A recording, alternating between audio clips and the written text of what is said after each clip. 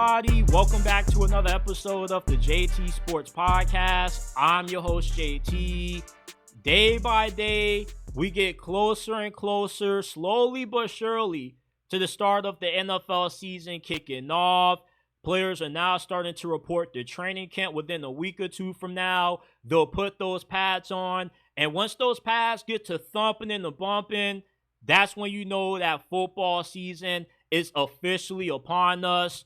And we all love football, right? At least I assume that we all love football, because if you didn't, you want to be tuned in, watching this right now on YouTube, listening to this on all podcasting platforms.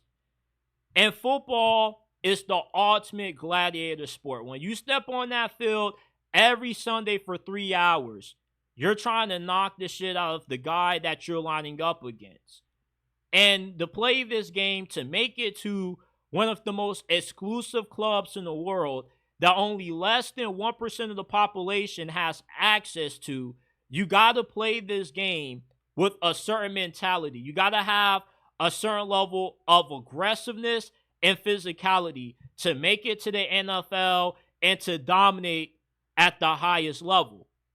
And when you're on the field, you have players that have a lot of built up testosterone, and playing this game allows them to get it all out. But sometimes you have guys who carry the mentality that they have on the field, off the field, and it gets them into trouble. And the Browns rookie running back, Quinshon Judkins, who they drafted in the second round of this past year's draft, recently got arrested over the weekend for punching his girlfriend in the throat while he was riding around in South Florida in his Lamborghini. He got booked. I believe that he is out.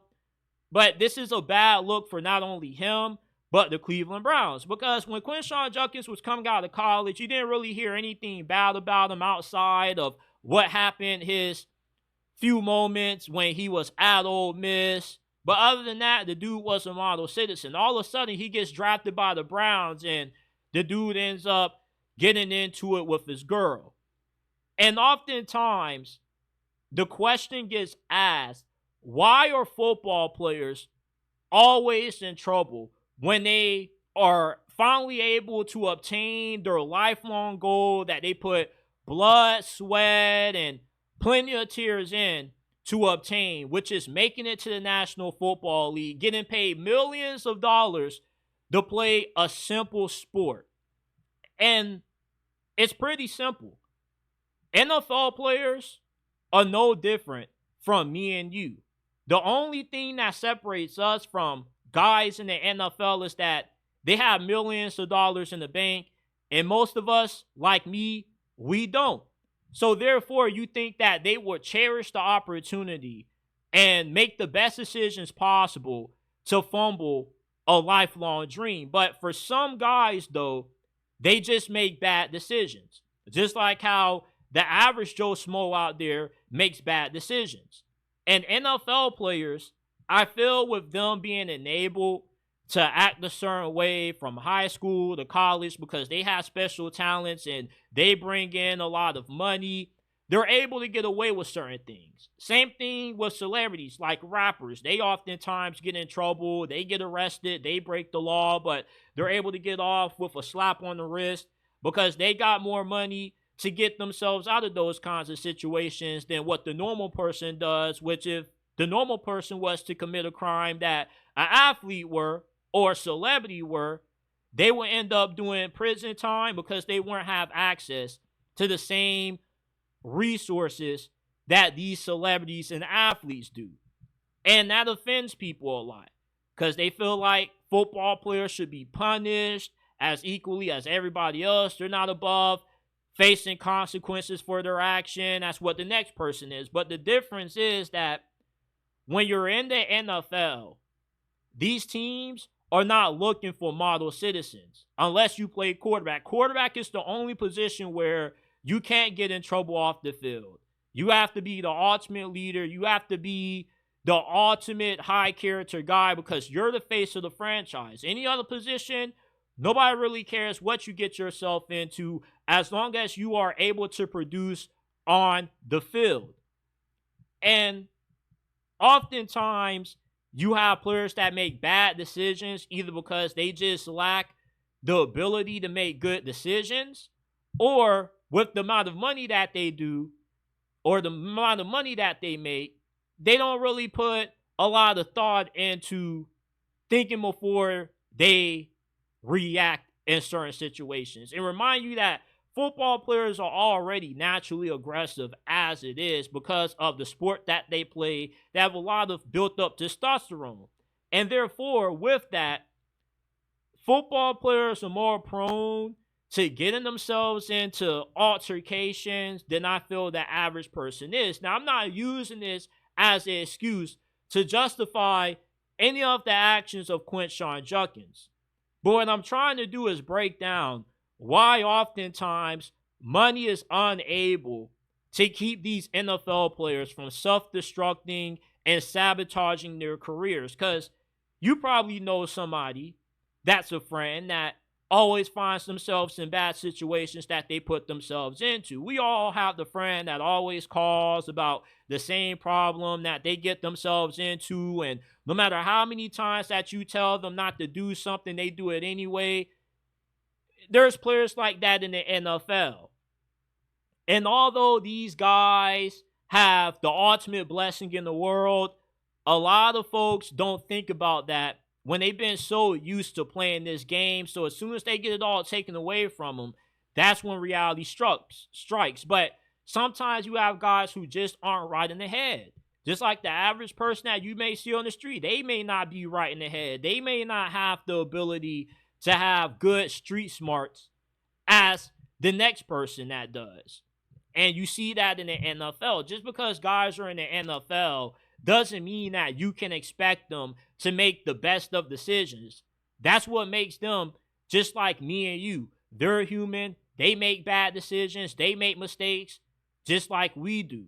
But the only difference is every misstep that they make is magnified because it's in the spotlight of news outlets. It's all on social media.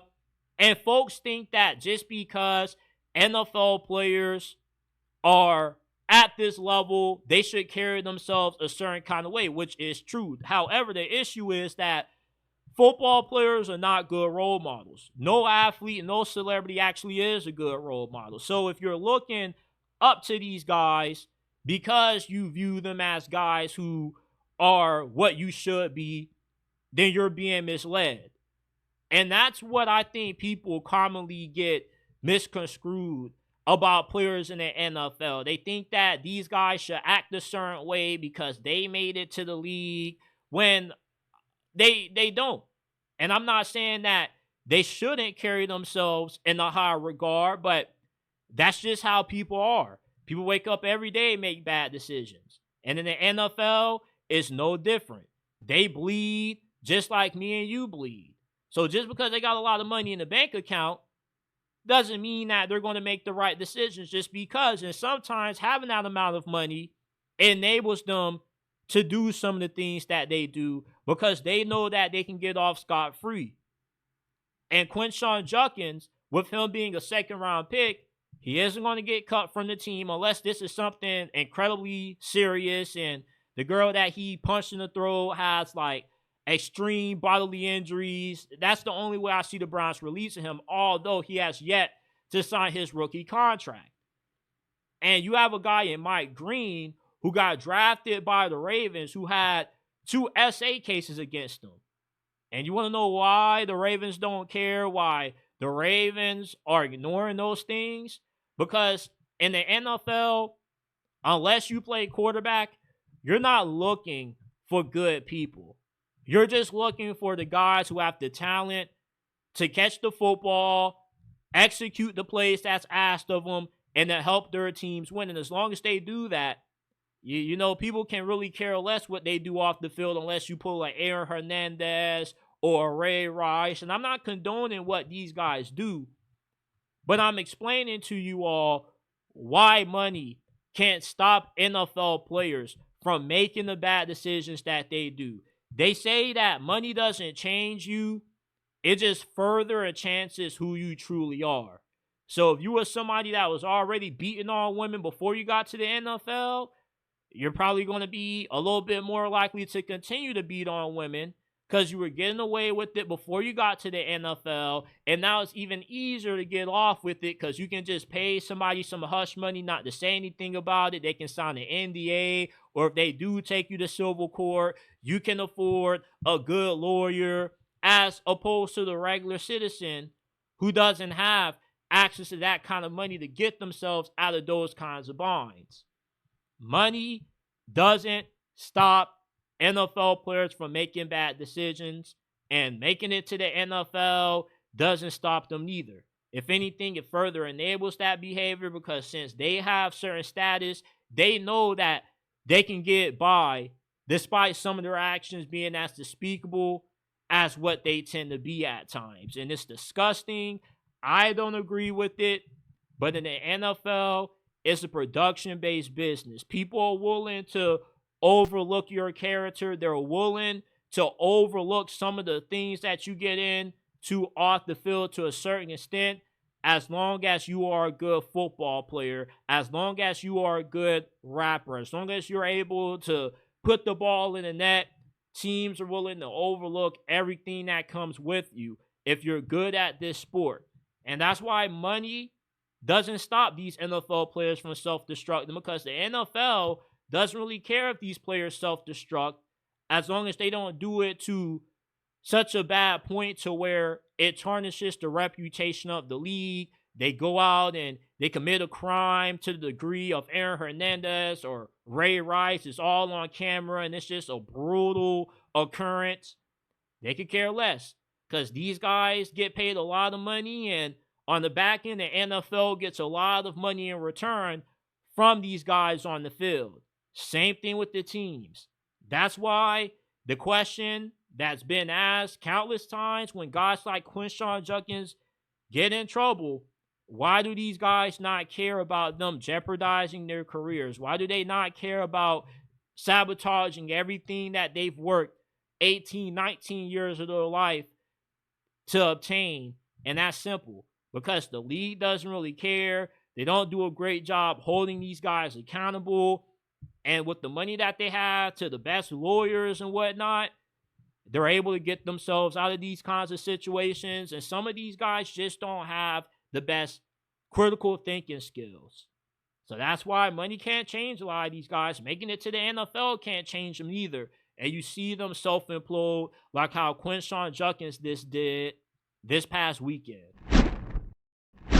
The Steelers haven't won a playoff game in over the decade, and you always hear how the standard is the standard, but yet ever since Mike Tomlin's last Super Bowl appearance, when they lost to the Green Bay Packers, the standard for the Steelers has gone down year after year to the point when this used to be a franchise that expected to compete for a Super Bowl every single season, and anything short of that was a disappointment, to now being celebratory of making it to the playoffs and being just happy to be there, getting their ass kicked in the first round and getting the first class ticket to Cancun, which has plenty of Steelers fans really frustrated and upset because they want the standard to go back what it used to be, being a championship team, being in that Super Bowl or bust conversation.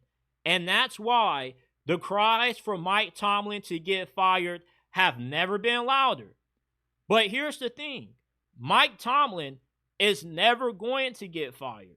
And even if the Steelers were to pull the trigger on Mike Tomlin and fire him, they will be in an even worse situation than what they are right now, because everybody that wants Mike Tomlin fired always wants to sell you the dream that the grass is greener on the other side. Oh, the Steelers win 9-10 games every year. They make it to the first round, and they're an easy exit. They can do better.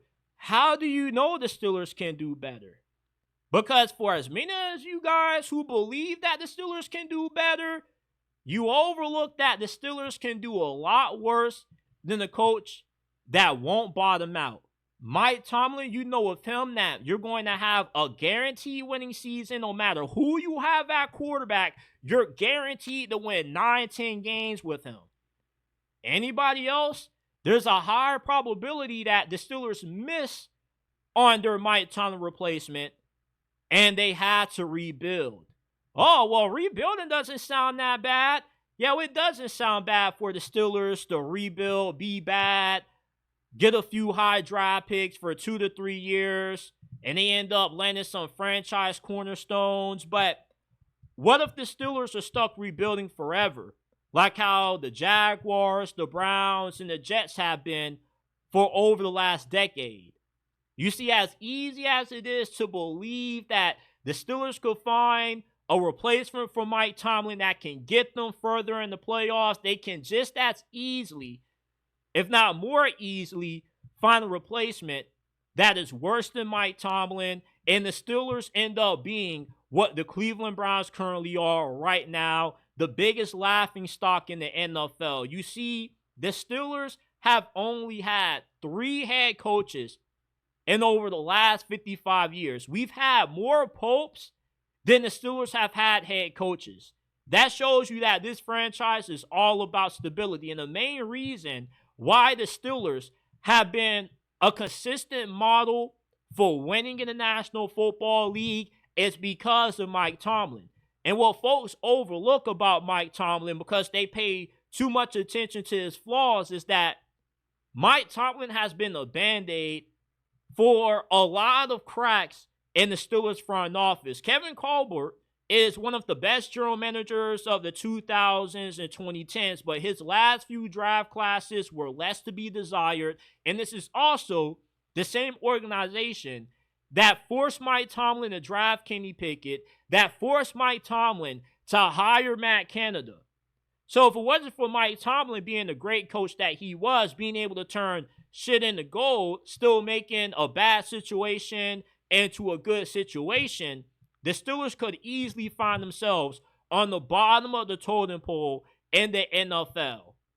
This front office has looked as good as what they have because of Mike Tomlin. You can say that the Steelers do a really good job of drafting. They make decent free agency signings, but the Steelers have had more misses than they've had hits the last few years. And drafting Kenny Pickett, the fact that Mike Tomlin was able to get to the playoffs, having to start him along with Mitchell Trubisky and Mason Rudolph, is a testament to how good of a coach he is, because Mike Tomlin is able to win with quarterbacks that would have gotten any other head coach fired. He has the best record in the National Football League all time with backup quarterbacks.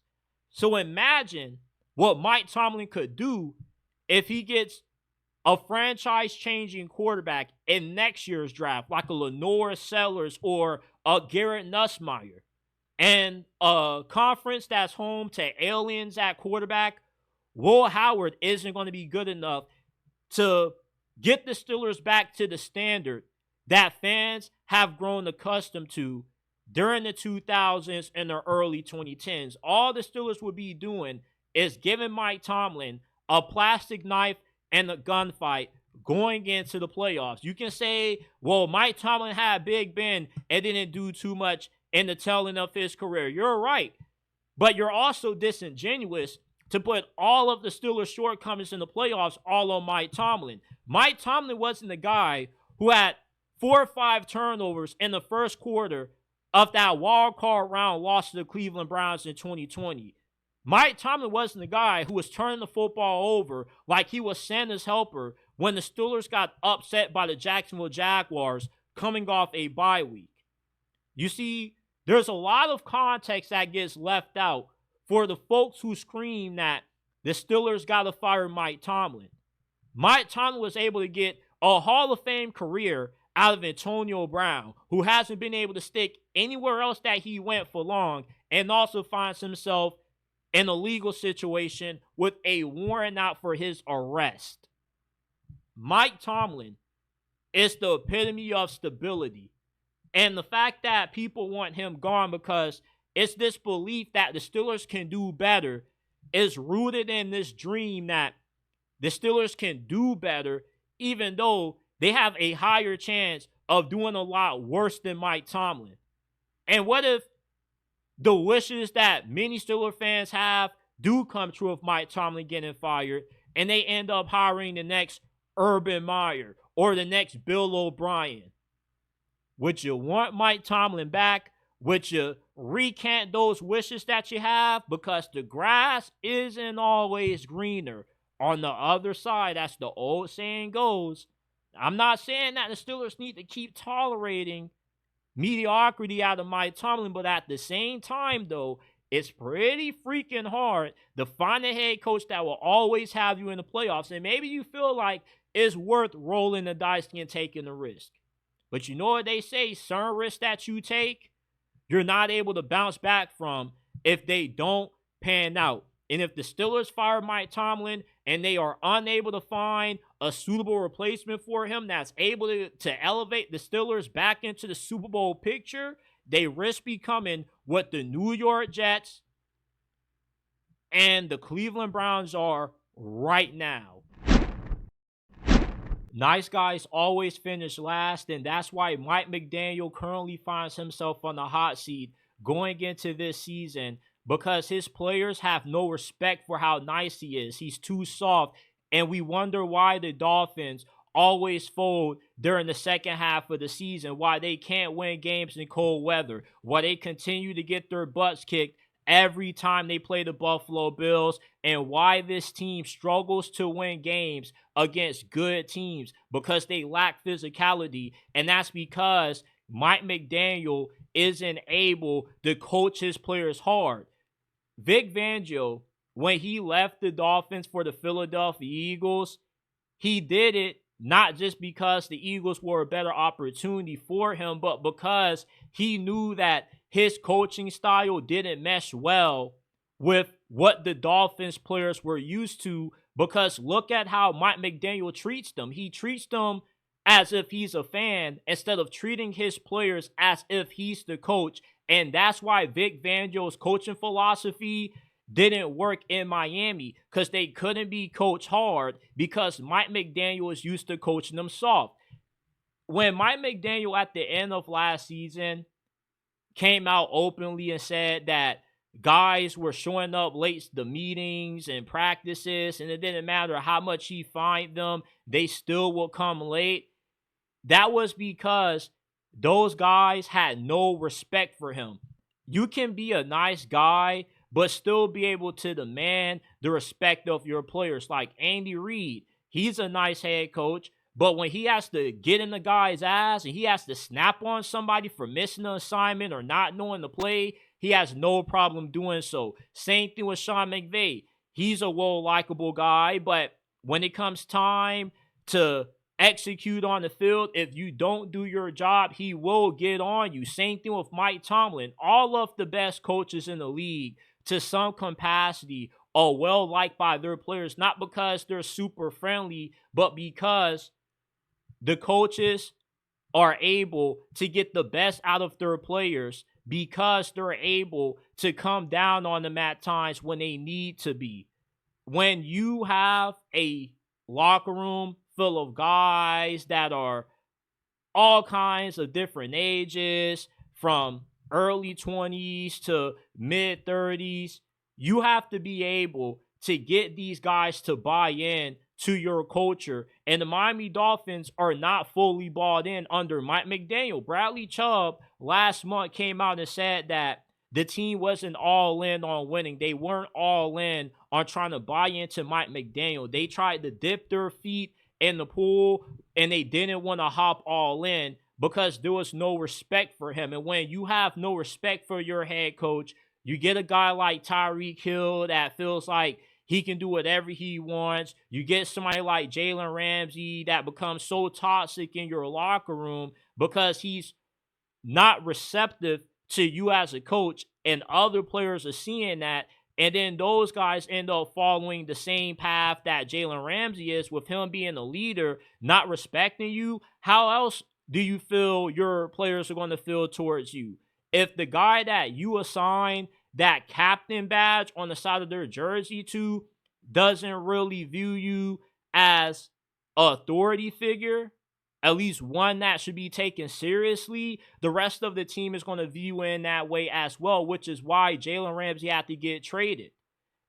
And with Mike McDaniel having his job on the line this year, there's a strong possibility that the Dolphins miss the playoffs again, and they also come in last place in the AFC East because the Jets are already bought into Aaron Glenn. Aaron Glenn put his foot down with Aaron Rodgers. That was the first thing that he did when he got to New York, to set the tone, to establish the culture that this is going to be no nonsense. We're going to be all business. Mike Vrabel going to the New England Patriots is all about structure. He's all about discipline. The Buffalo Bills have been all about structure ever since they first hired Sean McDermott years ago. The best teams in the NFL have the ability to be disciplined.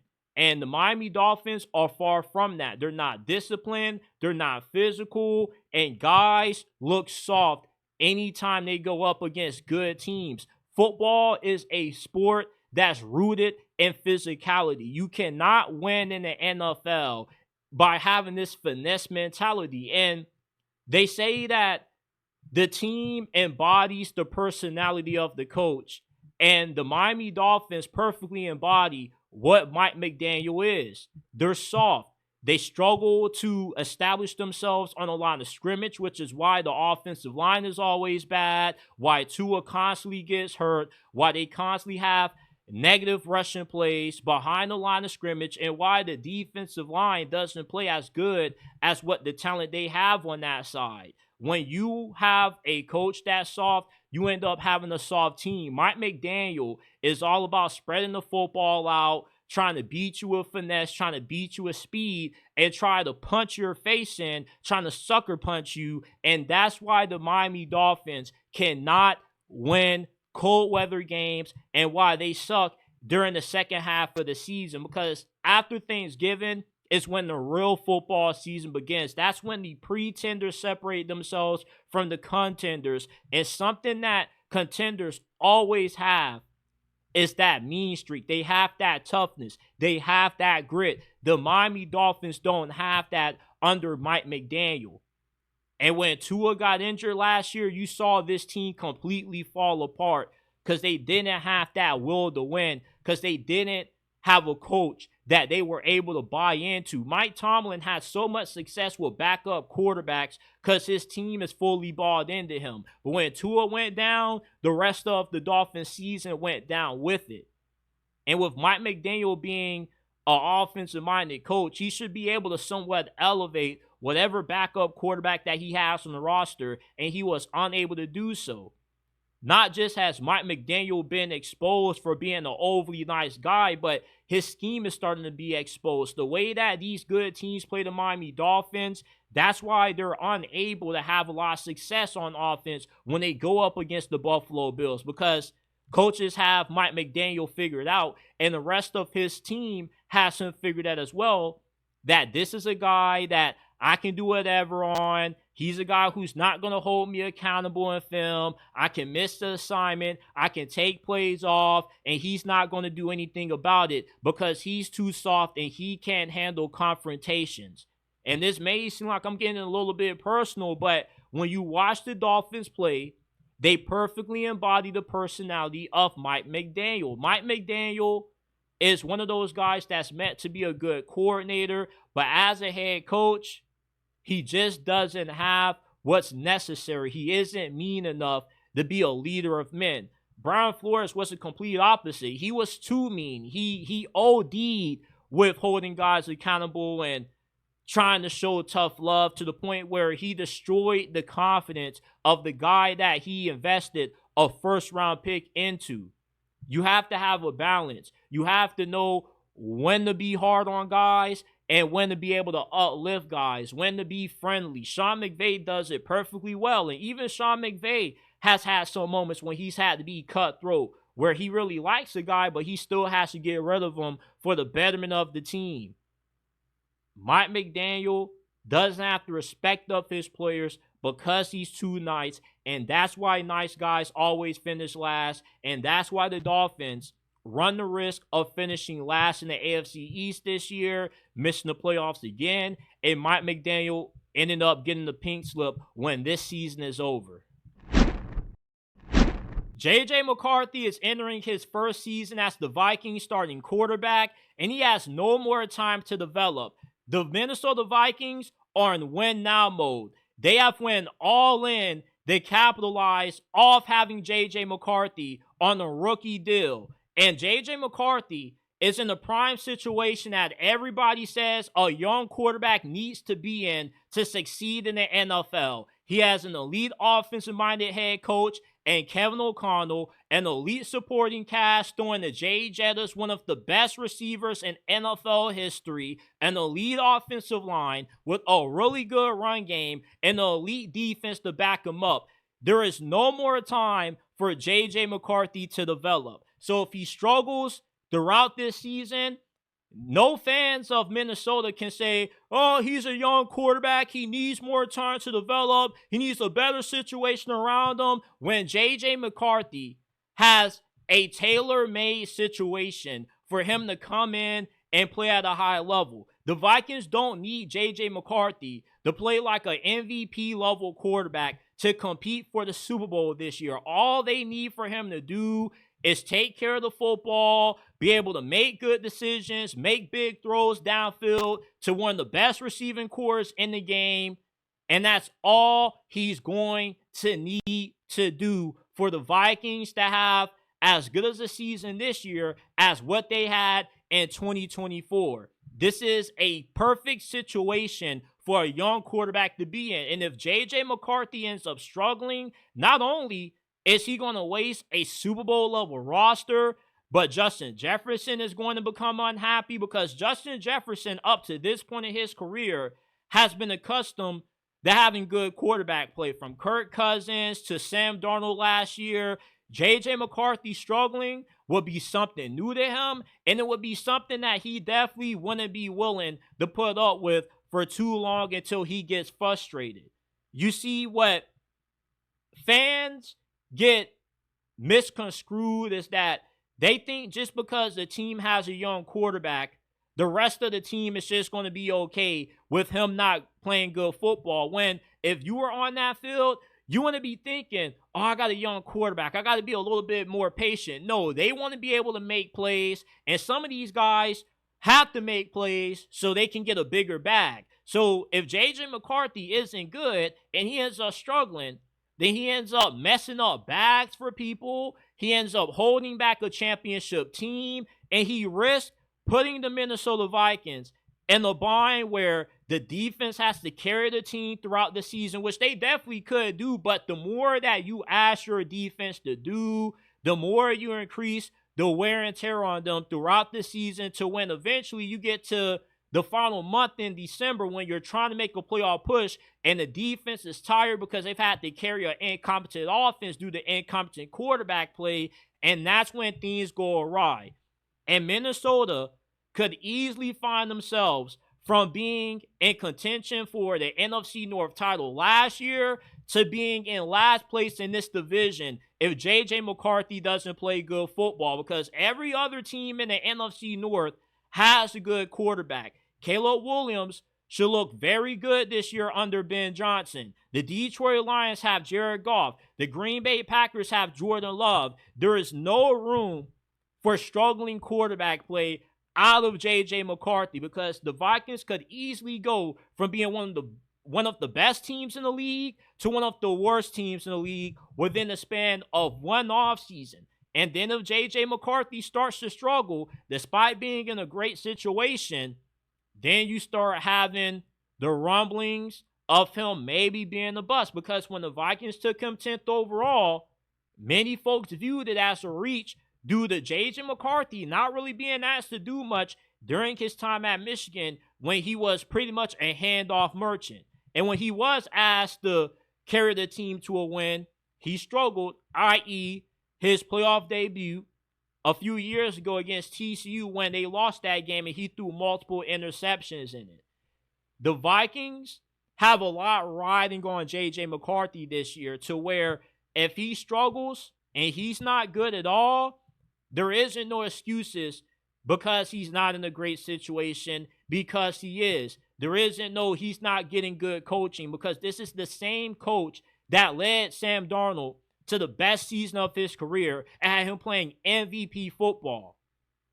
And you got to wonder, if JJ McCarthy ends up not panning out, are the Vikings going to end up regretting not keeping Sam Darnold? Or are they going to wish that they would have brought him back and paid whatever it took to give JJ McCarthy another year to develop?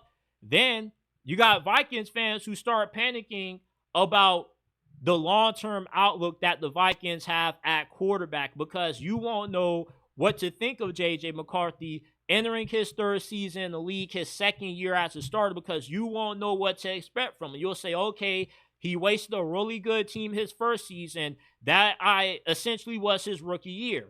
Now you go into 2026 and you got more questions than answers, and you're like the Carolina Panthers right now, trying to latch on to any small glimpse of hope for reassurance that your franchise made the right decision drafting this quarterback in the first round. And you don't want to be in a situation that the Carolina Panthers find themselves in when they got a quarterback that's in his third season and they still don't know how good he is.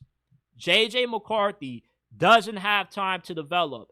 This is a team that is contending for a Super Bowl. They have a Super Bowl level roster. They are a quarterback away from being in that conversation.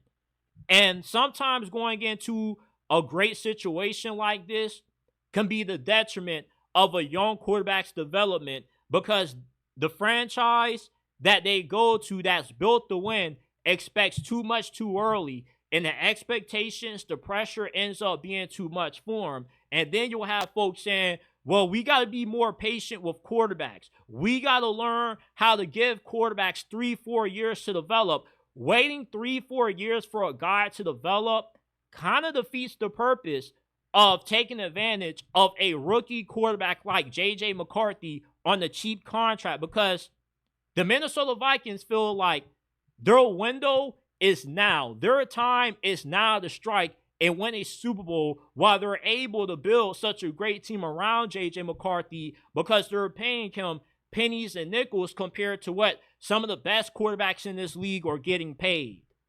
If JJ McCarthy is not good this year, the Vikings wouldn't be wrong if they move off him as soon as the season ends and finds a more proven commodity at quarterback, because right now the benefit and the lure of drafting JJ McCarthy was because you got him on a cheap deal. You don't have to pay him $40, $50 million a year where he's consuming 25, 30% of cap space, and you can use that to better build a team around him.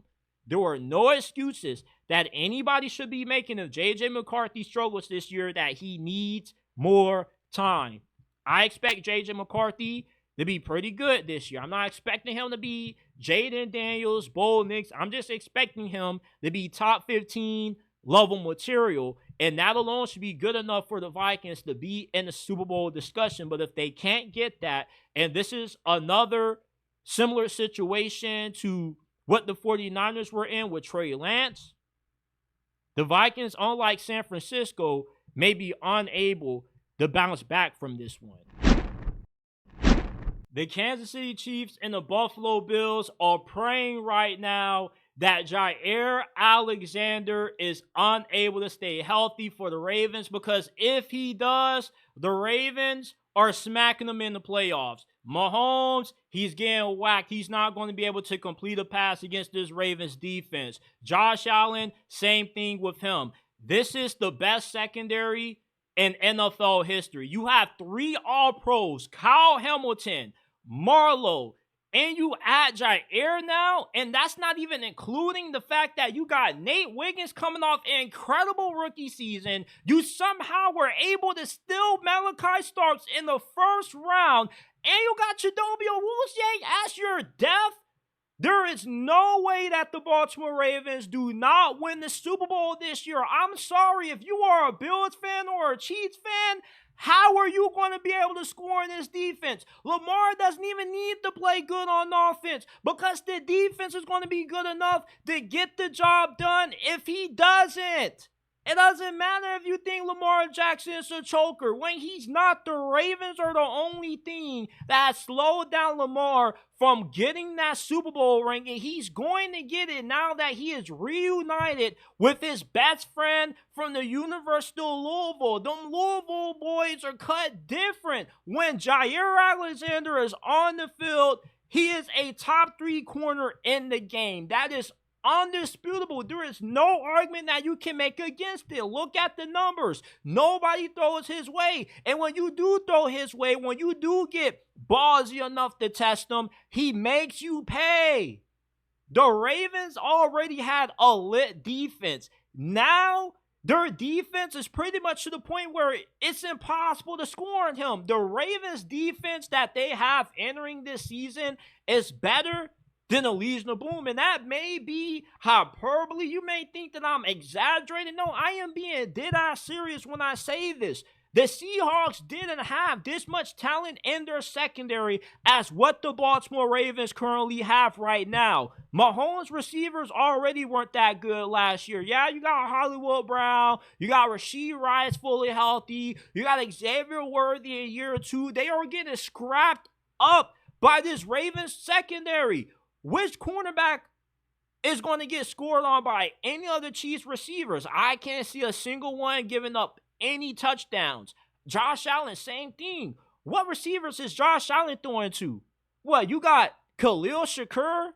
And who else? Keon Coleman, who had a disappointing rookie season? None of those guys are going to be able to get off the line against any of these Ravens corners. The Ravens are the clear-cut Super Bowl favorites. This is the easiest Super Bowl pick in the history of the preseason. It's pretty clear-cut that the Ravens are going to be the team that ends up winning it all. Now that they have Jaire Alexander, this is the NFL's equivalent to the dream team. Remember when the Philadelphia Eagles in 2012 thought that they had the dream team and it ended up being a massive flop? No. The Ravens in 2025 are the NFL's dream team. This team has no holes. Lamar, with what he did in the playoffs last year, as long as Mark Andrews learns how to catch the damn football and the Ravens don't forget how to coach and they don't forget to hand that football off to that man beast back there at running back, they're winning the freaking Super Bowl. It doesn't matter who they play, who they got to go through to get it done. You are not scoring on this defense and you're not going to slow down Lamar Jackson. And the only team that can hold a candlestick up to the Baltimore Ravens are the Philadelphia Eagles. But we know that Jalen Hurts is overrated. This secondary isn't going to let Devontae Smith and A.J. Brown let Jalen Hurts torch them. They're not going to get hurt by Jalen Hurts, pun is intended.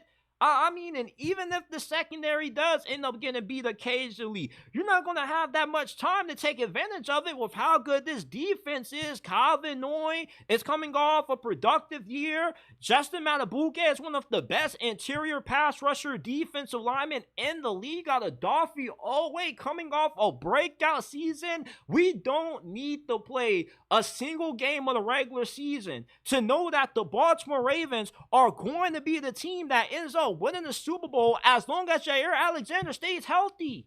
Every time that Jaire has back-to-back seasons with injury, he always follows that up with a healthy season. And here's the kicker.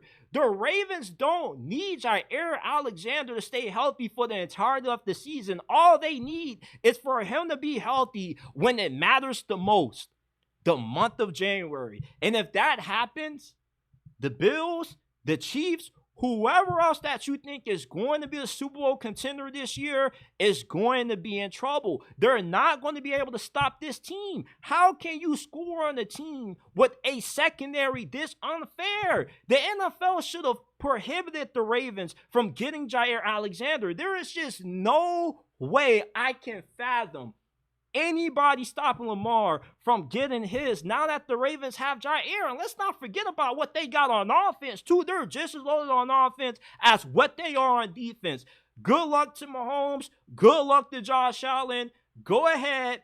Give the Ravens the Super Bowl. We already know who's finna be winning this thing. This is the most obvious preseason Super Bowl pick that the NFL has ever given us. Put all of your lifetime savings, put all of your money in the bank. All the Baltimore Ravens winning the Super Bowl because they are bringing it home. The young legend out of Pompano is finally finna get his. You think that Jaire Alexander came to the Ravens for no reason? He could have got paid more money elsewhere, but he chose to link back up with Lamar. This was one of the moves. You know, when Jaire Alexander decided to come to the Ravens, he was on that phone telling Lamar, I got you, brother. I got you. The rest of this team might have failed you in the past, but I'm going to make sure that you get yours.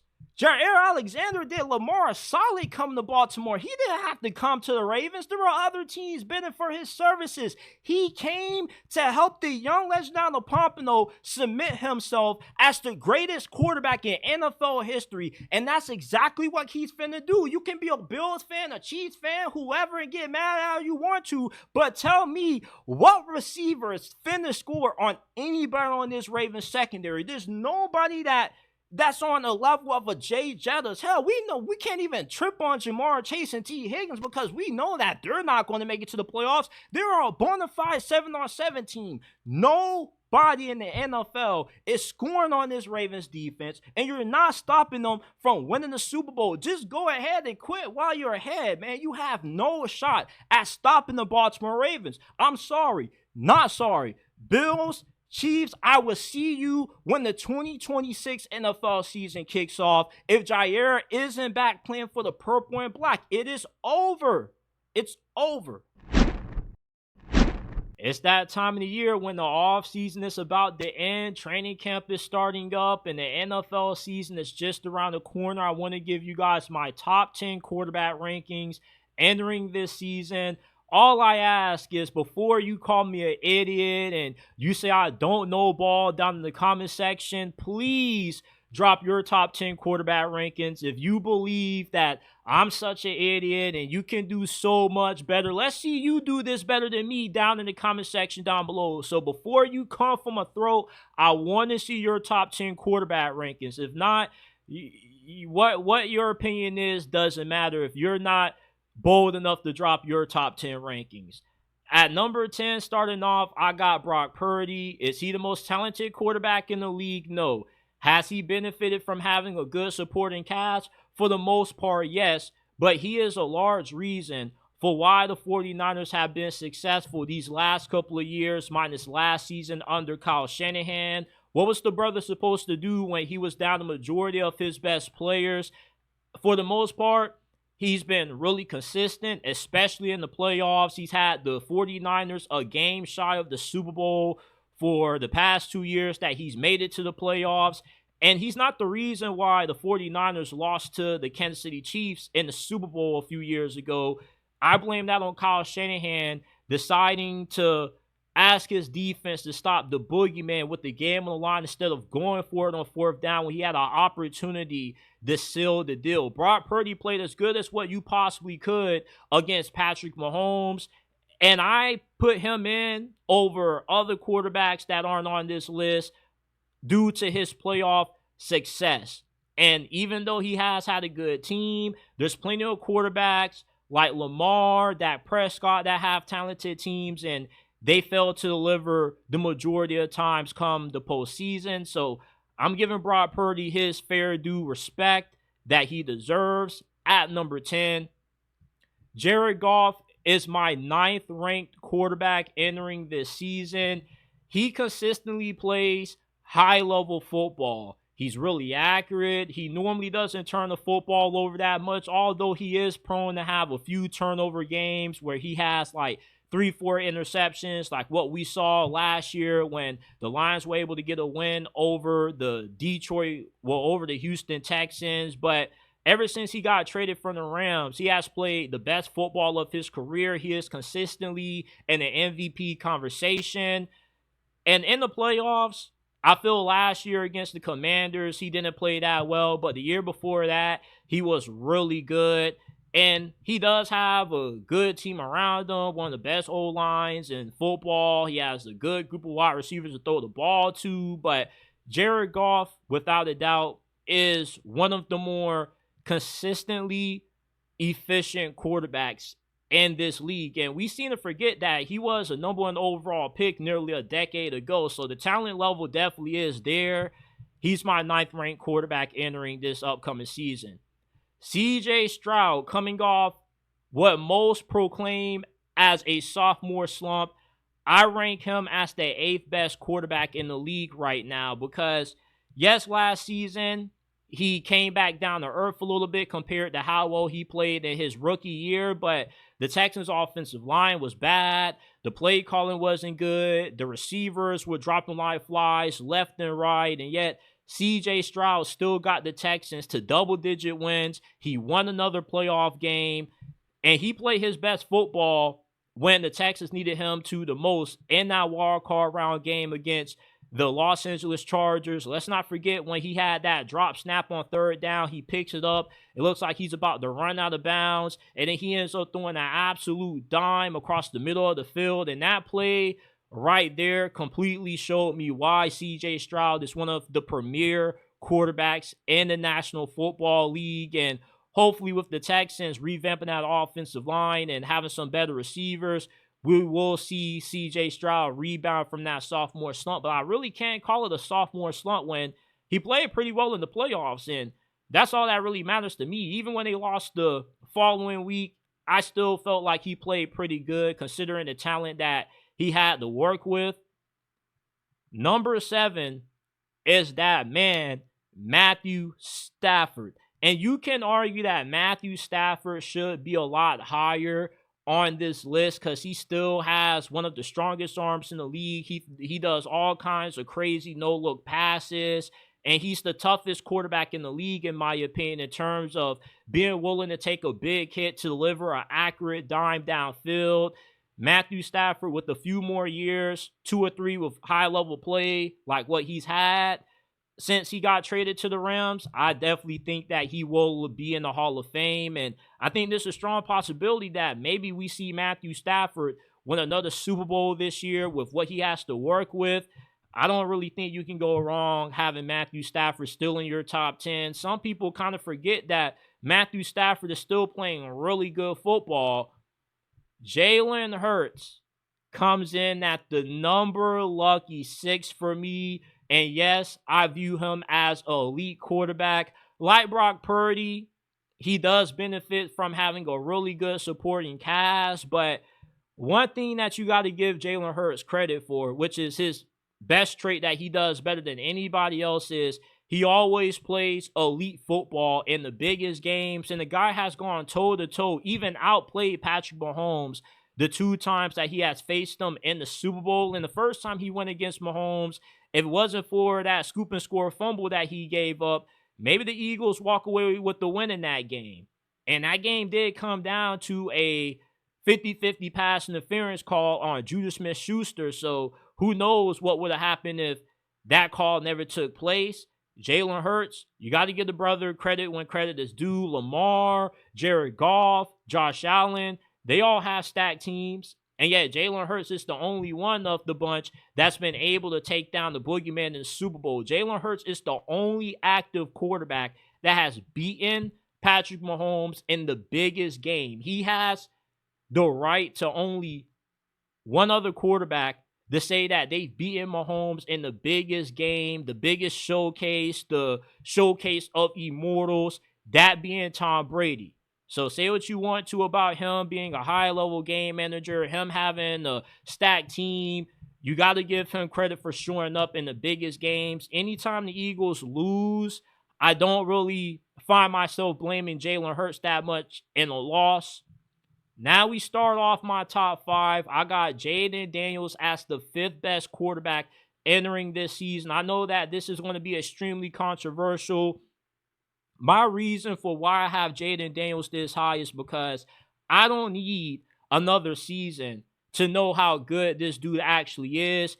He took a Commanders team that was expected to win nothing more but 6-7 games last year to 1 game shy of the NFC Championship. So in their first season, with the most toxic owner in the history of sports, Dan Snyder, selling the team, they land Jaden Daniels, and all of a sudden, they become Super Bowl contenders. And he carried this team. Before last year, you could only name one player on the Washington Commanders, that being Terry McLaurin.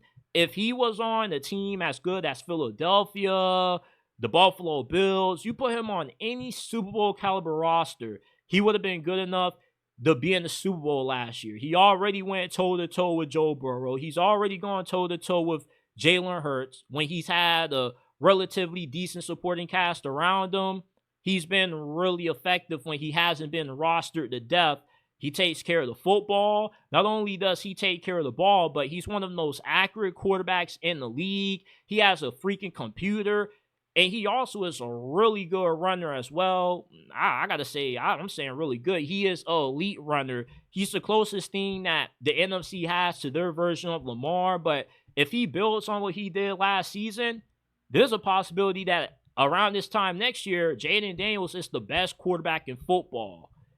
Number 4, Patrick Mahomes. Now, Patrick Mahomes, he's been to the AFC Championship every year that he has started for the Kansas City Chiefs, but I can't put him over the top 3 guys simply because I really don't care about him making it to Super Bowl that much. I'm not saying that I'm ignoring it, but it's not as if he has played his best football. I just feel as good as what Patrick Mahomes is, he hasn't played better than the other guys ahead of him. And you can't necessarily say that just because he beat the top 3 guys above him, that makes him better than them per se, because it still is a team sport. And let's say you stick Josh Allen, Lamar, Joe Burrow on the Chiefs last year.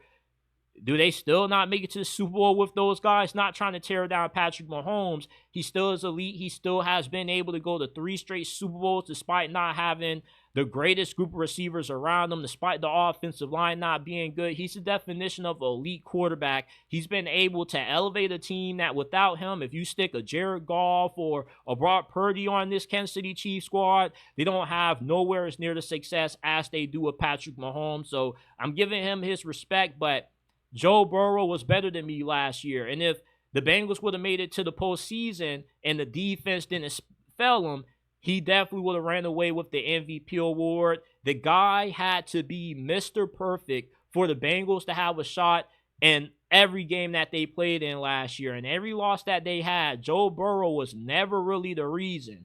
And when he had that 50-yard touchdown run on Sunday Night Football against the New York Giants, I was kind of realizing that Joe Burrow has a sneakily good run game.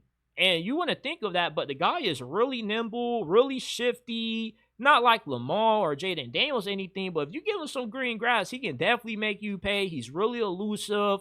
And without a doubt, if he wasn't on the Bengals right now, this would be the worst team in the NFL. I don't think people realize just how much Joe Burrow is carrying Cincinnati. Even with Jamar Chase and T. Higgins, you take away Joe Burrow, this team is arguably one of the worst in the NFL.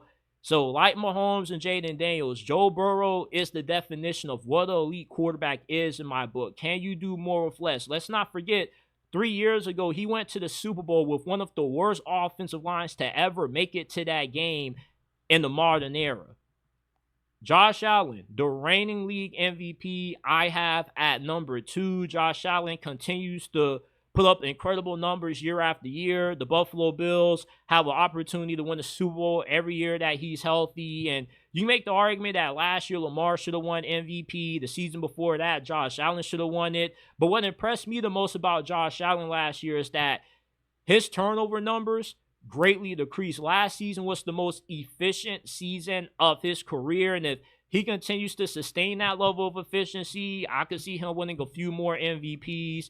I got the young legend out of Pompano as my number 1 ranked quarterback entering this season. The man, the myth, the legend that is Lamar Jackson. Every time you see Lamar Jackson, number 8, step on that field on Sundays, the man is making history. He has the 4th highest career pass rating in the NFL right now in terms of career. I don't think you guys understand how prolific Lamar is throwing the football now. He had 41 touchdowns and only 4 interceptions during the regular season last year. This is no longer a Michael Vick clone. It's disrespectful to compare Lamar Jackson to the Michael Vick when Lamar is like a juiced up version of Aaron Rodgers with how he's throwing the football. And plus, we know what he does running the football as well. He is the greatest dual threat quarterback, the most talented quarterback to ever put his hands on the football. And right now, there's not any other quarterback that I would take over Lamar despite his lack of postseason success. Because if we are just talking about from a efficiency standpoint and a talent standpoint, there's no other quarterback in the league that is touching Lamar Jackson. These are my top 10 quarterbacks entering the upcoming 2025 NFL season. Like I said before I started this, if you disagree, before you call me an idiot, drop your top 10 quarterback rankings down in the comment section down below so we can compare. And if I'm an idiot, I need to see what your rankings is looking like. If you believe that I'm stupid and you can do a much better job than me, I need to see your rankings. If not, your opinion is irrelevant and it doesn't matter.